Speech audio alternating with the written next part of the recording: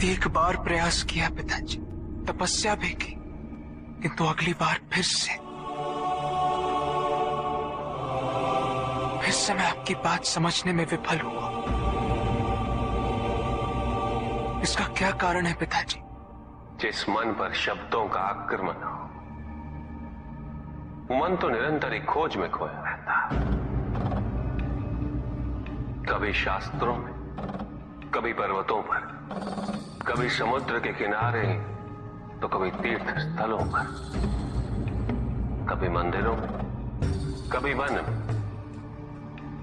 किंतु जो वो खोज रहा होता है वो कभी मिलता नहीं, क्योंकि मन तो अभी भी स्थिर नहीं। वो व्यक्ति जहां भी रहे पुत्र, जहां भी जाए और जहां भी खोजे। तुमने भी सदैव शब्दों पर ध्यान दिया है कार्तिक, भले ही वो मेरे शब्द हो या किसी और की। तुम्हारी प्रतिक्रिया तो उन शब्दों पर ही आती, और जो मन केवल शब्दों को सुनता है, वो उसके निहित अर्थ से स्वयं वंचित रह जाता। शब्दों की सत्यता को समझने के लिए, उनकी अनुभूति के लिए, मन में शांति के साथ साथ रिक्तता भी अनिवार्य है, शून्यता भी अनिवार्य है। मन में इतना स्थान होना चाहिए पुत्र कि वो शब्दों के परे पहुंचने की यात्रा कर सके। किंतु मन कभी शून्य नहीं रहता, रिक्त नहीं रहता। वो सोचता है कि शब्दों का आधिक्य ही ज्ञान अर्जन है, शब्दों से ही ज्ञान है, इसलिए शब्दों का संचय करता रहता है। मन ये नहीं जानता कि परम ज्ञान तो शब्द अतीत है, एक अनुभूति जिसे शब्दों से बांधना असंभव है। शब्दों का अपना मूल्य क्या है कार्तिक? कुछ भी नहीं। जब भी कोई ईश्वर का नाम लेता है तो क्या ईश्वर मात्र एक शब्द में ही सीमित हो जाते? नहीं, यहां शब्द सत्य नहीं, सत्य है वो अनुभूति जो इन शब्दों में विद्यमान है। यदि शब्द ही सत्य होते तो मात्र भोजन कह देने से व्यक्ति की क्षुधा शांत हो जाती। इसीलिए माता शब्दों की नहीं पुत्र, उस अनुभूति की है जो उन शब्दों से संबद्ध है। यदि शब्द नहीं भी होते तो वे ईश्वर अवश्य होते। यदि शब्द नहीं भी होते तो सुख और दुख की अनुभूति अवश्य होती, जल की शीतलता की अनुभूति होती, सूर्य की ऊष्मा और चंद्र की शीतलता की अनुभूति होती, प्रेम की अनुभूति होती। किंतु यदि अनुभूतियां ना हो तो शब्द निरर्थक है। शब्दों से तृप्त हो जाना ज्ञान का अंत है, अज्ञानता का प्रारंभ है। ज्ञानी वही है जिसके पास अनुभूतियां, अनुभव, और उसके लिए मन को शांत व रिक्त तो करना ही पड़ेगा पुत्र।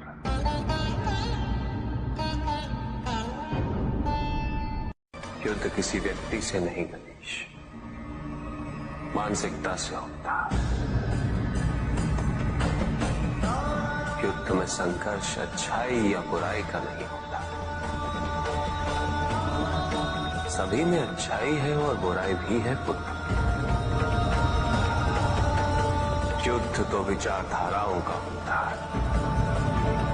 व्यक्ति अपने पराक्रम पर, अपनी क्षमता पर विश्वास कर युद्ध करता है, और जब उस विश्वास को क्षति पहुंचती है तो सब कुछ निरर्थक प्रतीत होने लगता है। किंतु आपसे पराजित होकर भी लोहितांग क्यों नहीं समझ रहा?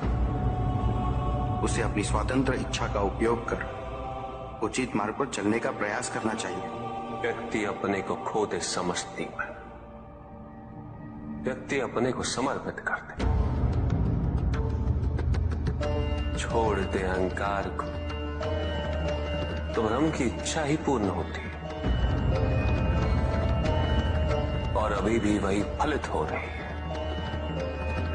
ऐसा नहीं है कि हम उससे भिन्न फलित करा लेंगे, लेकिन व्यक्ति भिन्न फलित कराने में लड़ेंगे, टूटेंगे, नष्ट होंगे। एक नदी में एक बार बाढ़ आ गई पुत्र। दो छोटे से तृण उसमें बह रहे थे और उसमें से एक नदी में तिरछा पड़ गया और वो बाढ़ को रोकने का प्रयास कर रहा था। वो अत्यंत ऊंचे स्वर में कह रहा था कि नदी को आगे नहीं बढ़ने देगा। यद्यपि नदी तो बस बढ़ती ही जा रही थी। वो फिर ऊंचे स्वर में यही कह रहा था कि मैं इसे अवश्य रोकूंगा, यद्यपि रोक नहीं पा रहा था। नदी को तो उसके संघर्ष का कुछ भी पता नहीं चल रहा था, किंतु नदी को उसके होने या ना होने से क्या अंतर। उस कण के लिए तो यह अत्यंत महत्वपूर्ण था। उसका जीवन तो संकट में था। वो तो बस बहे जा रहा था। वो जहां भी पहुंचता, किंतु उससे पहुंचना तो संघर्ष करके ही था। किंतु ये बीच का क्षण, ये बीच का काल दुख, पीड़ा, द्वंद्वता का काल है। वहीं दूसरी ओर जो दूसरा तृण था, उसने अपने को समर्पित कर दिया। वो तो नदी में सीधा पड़ा हुआ था। नदी के प्रवाह के साथ साथ बहता जा रहा था और उसे ऐसा प्रतीत हो रहा था जैसे कि वो नदी को दिशा दे रहा है,